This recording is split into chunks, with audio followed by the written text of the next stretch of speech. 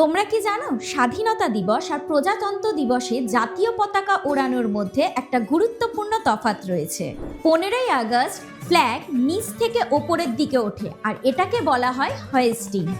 এটা সংগ্রাম, লড়াই ও উঠে দাঁড়ানোর প্রতীক। ঠিক যেমন তোমাদের নিট প্রিপারেশন, রাত জাগা, মক টেস্ট আর একটু একটু করে নিজেকে পুশ করা। আর 26শে জানুয়ারি পতাকা আগে থেকেই উপরে থাকে, শুধু ওটা খুলে দেওয়া হয় আর এটাকে বলে আনফার্লিং। এটা হলো গর্বের প্রকাশ। সেরকমই নিট হলো লড়াই আর মেডিকেল কলেজ হলো নিজের পরিচয় মেলে ধরার জায়গা। তাই 2026-এর জন্য যেসব নিট পরীক্ষার্থীরা তৈরি হচ্ছে তারা তাদের লড়াই চালিয়ে যাও। সবাইকে জানাই আমাদের এডুসলভের তরফ থেকে হ্যাপি রিপাবলিক ডে।